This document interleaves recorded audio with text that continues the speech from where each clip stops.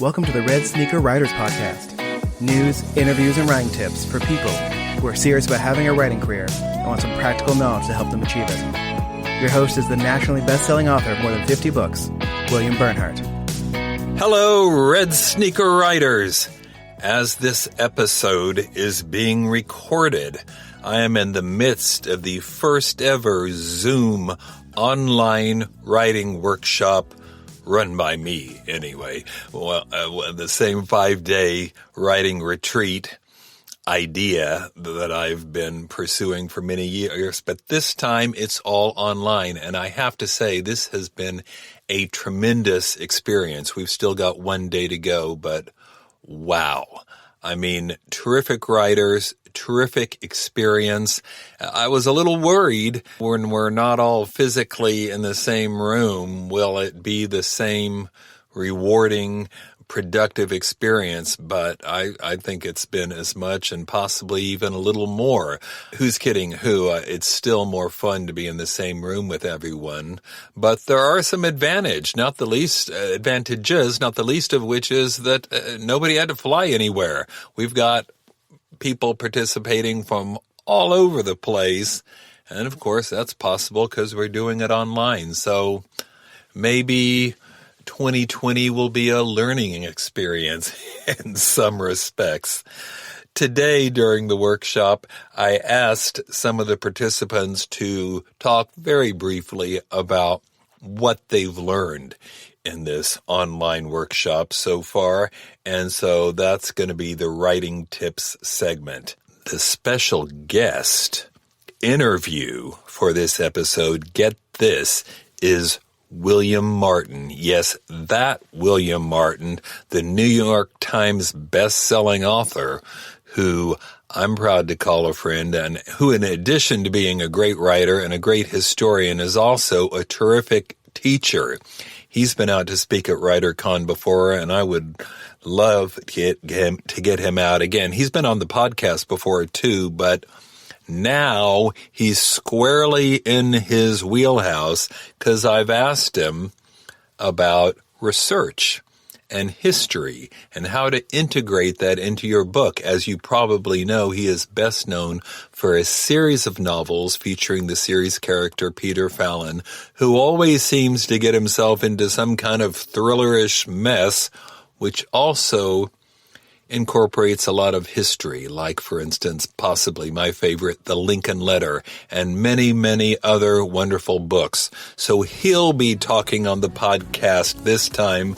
But first, the news. Traditionally, the end of the calendar year, the shank of December, is supposed to be when the book world, really all the arts, shut down and everybody goes home and has a nice holiday. And there's not much news taking place, but man, not this time around. We had a lot of news last time, and there's a lot of breaking news this year as well. The biggest news story is probably coming from the ABA, the American Book Association, which has announced that their annual publishing convention and trade show, which in more recent years has been called BookExpo, is coming to an end. They're basically blaming COVID and possibly some other things as well. But the truth is that this trade show has been on the decline for a while now. So this is not a tremendous surprise. It is just not what it used to be. Way back when I traveled under a different name, I used to go every year because it was the place where you found out what was moving and shaking in the publishing world, and all the major publishers were there. Even if you weren't involved hands-on like I was, it was just a fun place to be. But a lot of that has declined in more recent years, and particularly after 2009, when so much of the publishing world went digital and people were tightening their belts. A lot of the major publishers weren't even going anymore. And so now we have the final announcement that it's over. The ABA CEO, Allison Hill, said, quote, "The retirement of BookExpo feels like the end of an era," end quote. And sadly, I think it probably is. The ABA is said to be exploring new ways to have some kind of show, possibly virtual, that brings everyone together, but I'll see it when I believe it. The world is very much changing in the publishing department, and this is just one more manifestation of that. You may recall that the big story on the last podcast was that Simon & Schuster, which had been on the market for some time, was finally being acquired by Penguin Random House for a couple $2 billion. No big deal. And now the industry is reacting, and the government, possibly. There's been some call from some groups for the government to step in and stop the sale, saying that will give Penguin Random House too big a sector of the market, too big a market share. You never know, but I doubt that's what's going to happen. Right now, Penguin Random House is the largest publisher in the English-speaking world with about 14%. Simon & Schuster has about 4%, so combined that gives them 18-19%. And I still don't think that's big enough for anybody to cry monopoly, especially given how big Amazon is at this point in time.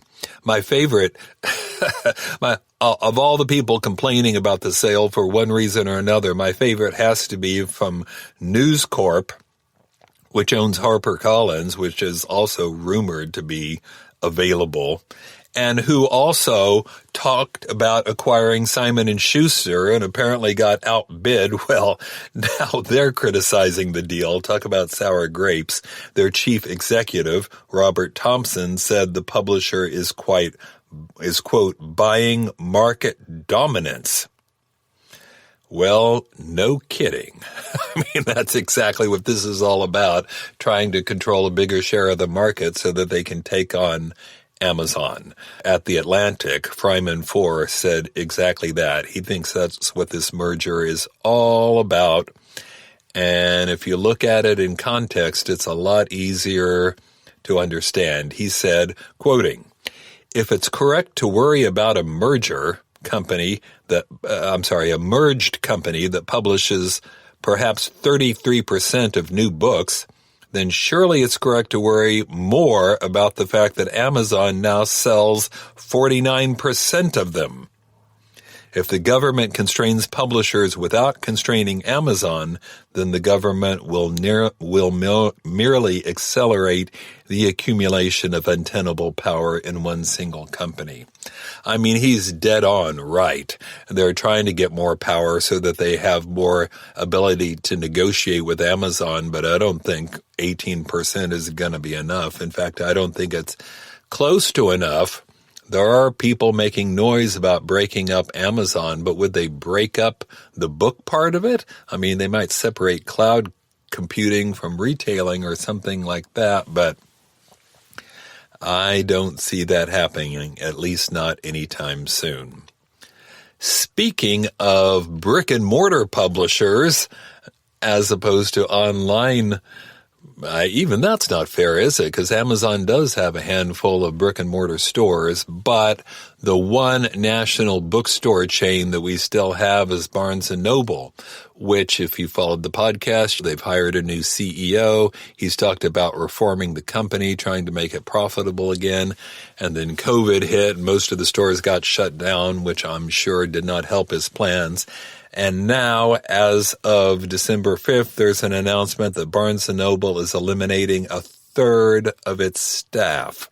Something like 7,500 employees have been let go in the last several months. Well, wow, that's a lot of people. Granted, they still employ a lot of people, and they've still got a lot of stores out there, but I don't know how you make everything better by firing your employees. There was no hint that this was just for now because some of the stores have been shut down during COVID.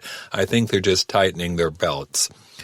People still have their fingers crossed that Barnes & Noble can pull out of this downward spiral, but there's not a lot of optimism. And if we lose our last national bookstore chain, then what? Do independent bookstores flourish? Or do we just not have bookstores anymore? Time will tell.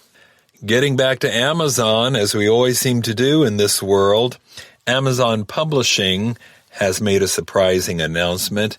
Just to be clear, I'm not talking about KDP. I'm not talking about people self-publishing their books on Amazon. I'm talking about Amazon Publishing, which is their traditional publishing house, which people think of as publishing books that are sold in great quantities at Amazon. But Amazon Publishing has announced that they're working on deals to offer their books to libraries next year, like more than 1,000 titles a year, which is a lot of books.